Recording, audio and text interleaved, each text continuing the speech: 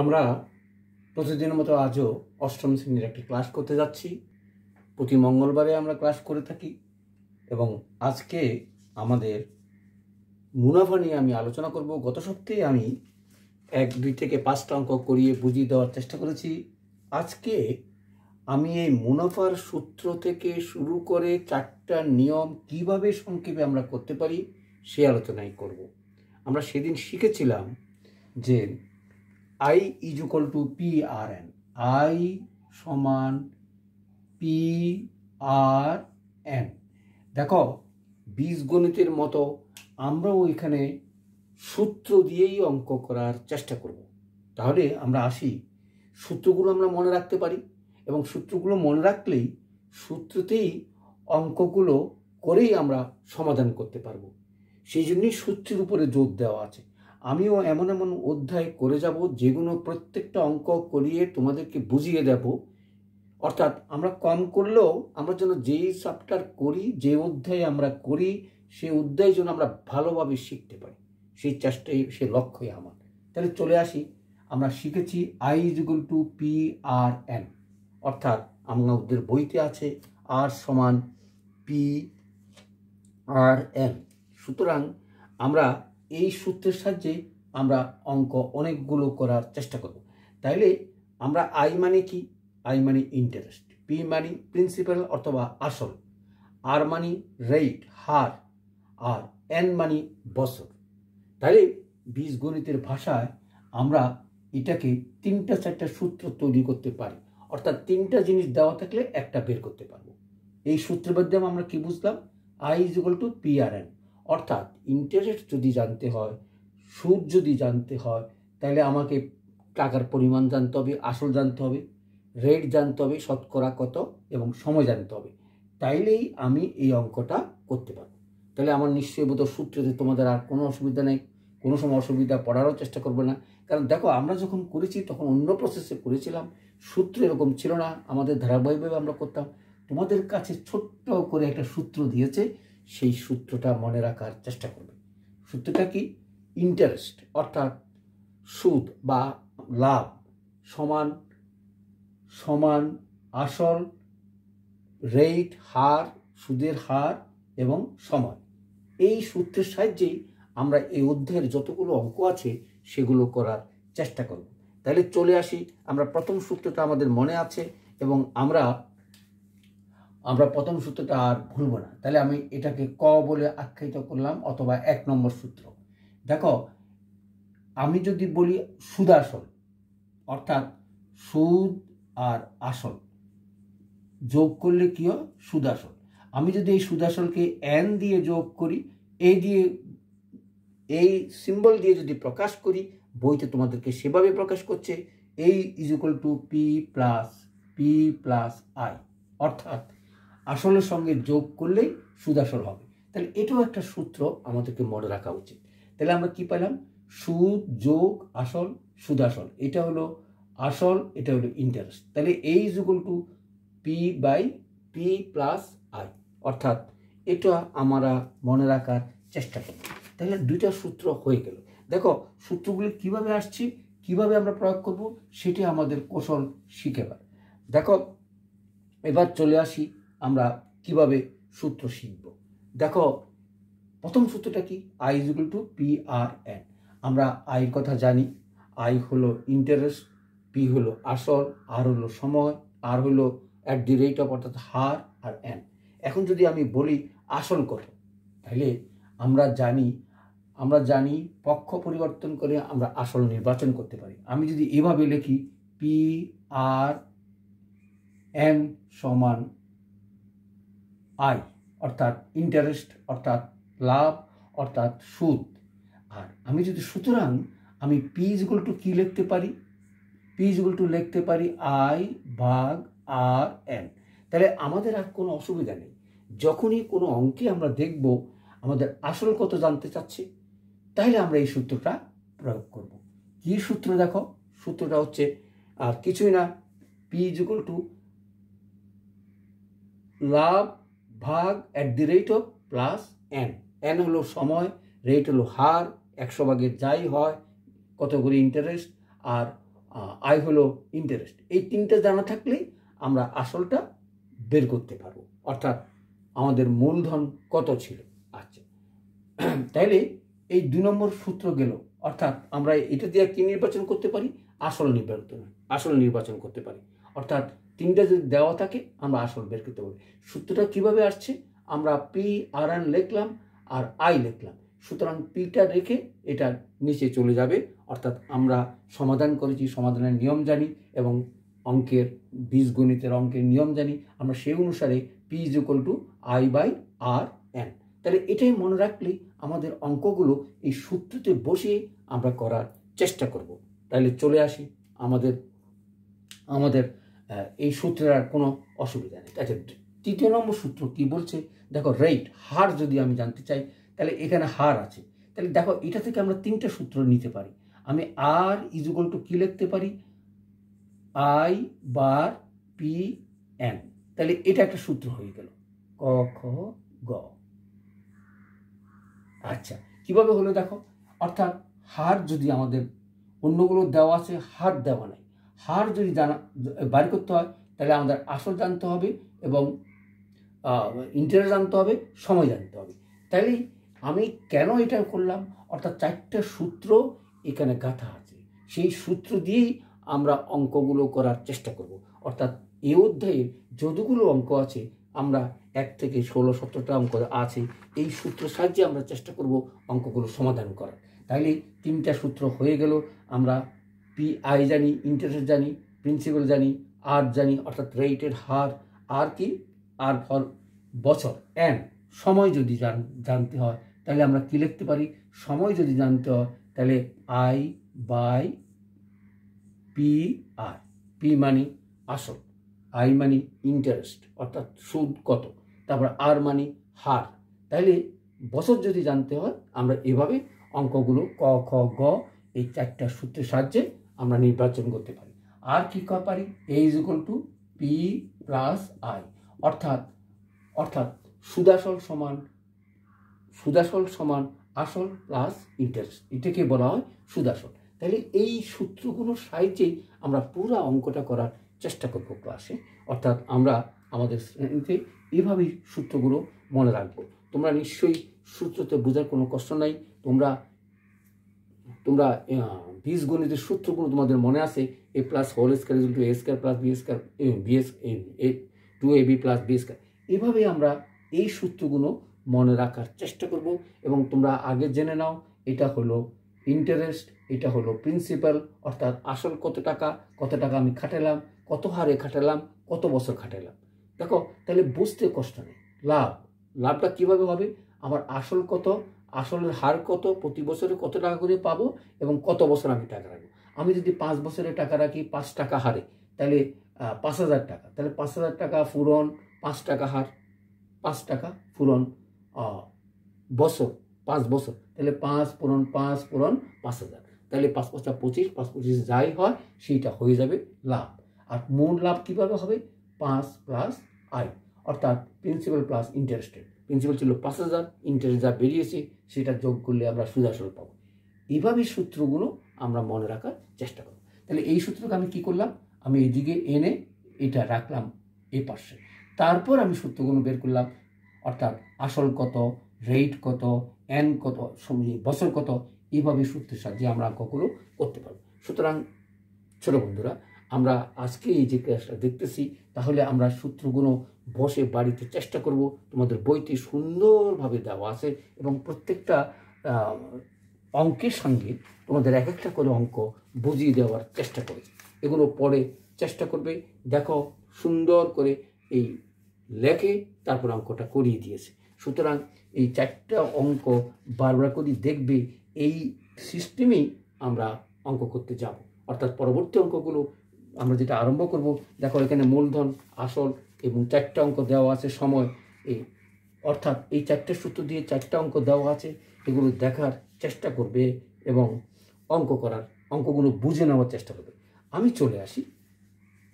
চলে আসি তোমাদেরকে 2টা অঙ্ক বুঝিয়ে বাকিগুলো করার চেষ্টা করবো। আমিও চেষ্টা করব প্রতিটা অঙ্ক করে দিতে, কারণ আমি জানি আমার পিছনে পড়া ছেলেমেয়েরা, অর্থাৎ যারা ছাত্রছাত্রীরা আমার প্রাণপ্রিয়, যারা অঙ্কে পাশ করতে পারে না, তাদের সবচেয়ে বেশি কষ্ট। তাদের জন্য প্রত্যেকটা অঙ্ক আমি চেষ্টা করব কিছু করে দিতে। তোমরা এটা সুন্দর করে খাতাতে করে রাখবে, যখন প্রয়োজন হবে তখন একটু দেখে নেবে, যেন ভুল যেন না হয়। চলে আসি তাহলে আমরা সূত্রগুলো আমাদের মনে আছে। এখন আমাদের আর কোনো চিন্তা নেই, আমরা এখন অঙ্কতে চলে যাব। আমি 2-3টা অঙ্ক বুঝিয়ে দিয়ে আমি ক্লাস শেষ করার চেষ্টা করব। তাহলে সূত্রগুলো যখন যেটা প্রয়োজন হয় আমি লেখার চেষ্টা করব। তাহলে চলে আসি। আমরা কালকে গত সপ্তাহে আমি 5 পর্যন্ত করেছিলাম, আজকে 6 নম্বর অঙ্কটা করব। আচ্ছা, তাহলে 6 নম্বরে কী বলছে দেখো, বারবার করে প্রশ্ন পড়ার চেষ্টা করবে, প্রশ্ন বোঝার চেষ্টা করবে। বন্ধুরা, আমার প্রিয় ছাত্রছাত্রীরা তো শিক্ষার্থীরা, দেখো তোমরা ক্লাস 8-এ উঠেছো, তোমাদের পড়ালেখার অনেক চাপ, আগে যা করেছো, কম পড়ে এসেছো, এখানে সব কিছু কভার করার চেষ্টা করো। আমার সঙ্গে যদি একটু সহযোগিতা করো, আমি আশা করব কেউ অঙ্কে ফেল করবে না। অন্তত ভালো মার্ক না পাও, অন্তত ফেল করবে না। 50-60-এর উপরে অনায়াসই পাওয়া যাবে আমার সঙ্গে থাকলে। বছরখানিক দেখো না আমার কি চেষ্টা থাকে, তোমাদের জন্য আমি কি উপহার দিতে পারি। যারা পেছনে পড়ে আছো তাদের জন্য আমার চিন্তা সবচেয়ে বেশি। আমি চলে আসি অঙ্কে। বার্ষিক শতকরা কত? 13,000 টাকা। 5 বছরের মুনাফা আসলে এত টাকা হবে। দেখো, আমি একটু আগেই বলছিলাম, তাহলে আমাদের মুনাফা জানা হলো, অর্থাৎ আমরা একটা অঙ্ক করেছিলাম A = P + I। আচ্ছা, দেখো এখানে এই যে এই প্রশ্নটা যদি করি, তাহলে মুনাফা আসল, অর্থাৎ মুনাফার আসল মিলে কত? 18,850। আচ্ছা, তাহলে আমি এটা জানি না কোনটা, জানি না ইন্টারেস্ট, আয় জানি না। তাহলে পি কত? পি বলছে 13,000। তাহলে 13,000 আমি বাদ দিয়ে দিলেই তো আমি এই সূত্রের মাধ্যমে করলাম। তাহলে নিশ্চয়ই তোমরা বুঝতে কোনো কষ্ট হয় নাই। এই সূত্রের মাধ্যমে আমি কি পেলাম? আমি পেলাম A = P + I। তাহলে প্রফিট অর্থাৎ লাভ। তাহলে P = আমি কি লিখতে পারি? অর্থাৎ পুরা মূলধন থেকে আমি প্রিন্সিপালটা বাদ দিলে আমি আয়টা পাবো, অর্থাৎ লাভটা পাবো। তাহলে লাভটা কত? 5,850। তাহলে দেখো আমি এই অঙ্কটা করার সময় আমি দেখলাম যে আমি সুদ পেলাম, অর্থাৎ আয় পেলাম সমান আয়। তাহলে এখানে হলো কি? আসল মানি P, আর এটা সুদাসল মানি A। আচ্ছা, তাহলে দেখো আমি এখন কি বের করব? এখানে কি বলা আছে? শতকরা বার্ষিক মুনাফা কত হলে, অর্থাৎ হার জানা নাই। আচ্ছা, হার জানা নাই, আমাদেরকে বের করতে হবে হার মানি আর বের করতে হবে। আচ্ছা, আমরা যে সূত্রটা পড়েছিলাম R = কি লিখেছিলাম? শতকরা বার্ষিক মুনাফা কত হলে 1300 টাকার 5 বছরে, তাহলে N দেওয়া আছে, N 5 বছর দেওয়া আছে। তাহলে আমরা আমাদের সূত্রের সাহায্যে আমরা R = কি লিখেছিলাম? R লিখেছিলাম আমরা 1/, interest by RN, R = PN। আচ্ছা, ইন্টারেস্ট কত? ইন্টারেস্ট 5,850। আচ্ছা, পি কত? 13,000। নিশ্চয়ই তোমরা বুঝতে পারছো। তাহলে এটা কি হলো? এটা হলো N বছর। তাহলে N হলো নিচে পূরণ দিয়ে আমি N লিখতে পারি। N কত বছর? N হলো 5 বছর। আচ্ছা, তাহলে আমি 5 গুণ করতে পারি। দেখো, ছোট্ট একটা অঙ্ক, অর্থাৎ আমরা সূত্রের মাধ্যমে মানগুলো বসিয়ে অতি সহজে করে ফেলছি। তোমরাও এভাবে প্রত্যেকটা অঙ্ক 2-3বার করে পড়বে, সূত্রতে ফেলে অঙ্কটা করার চেষ্টা করবে। তাহলে আমরা সূত্রের অ্যাপ্লিকেশন শিখলাম। কি শিখলাম? আমরা জানি R = 1/I/PN। ইন্টারেস্ট মানে লাভ ভাই আসল এবং সময় লিখলাম। আর কি লিখলাম? ইন্টারেস্ট 5,850। তাহলে অঙ্কটা করেই ফেলি, অর্থাৎ এটাকে এটা দিয়ে কাটা দিলাম। আচ্ছা, চলে আসি। তাহলে এটা দিয়ে যদি আমি 5 দিয়ে কাটা দিই, 5 দিয়ে কাটা দিলে তাহলে কত হবে? তাহলে হার 5 দিয়ে কাটা দিলে 5 একে 5, 5 একে 5, 8 এতে 1, 3, 35, 5 7 35, 117। আচ্ছা, তাহলে দেখো হার বের করবে লাগছে, অর্থাৎ কত টাকা হার, হার মানে 100 টাকার ভিতরে। তাহলে আমি পূরণ 100। আচ্ছা, হার বের করব। তাহলে এটা কাটা, এটা কাটা, আর 13 ভিতরে যদি আমরা যা ভাগ করলে নিশ্চয়ই তোমরা বুঝবে। 3 নং 87 7, হাতে রয়েছে 2, 9 কে 9, 9 দিয়ে 11, তাহলে মিলে গেল 9%। অর্থাৎ তাহলে নিশ্চয়ই আমার এই সূত্রের মাধ্যমে অঙ্কটা কিভাবে বসালাম নিশ্চয়ই তোমরা লক্ষ্য করেছো।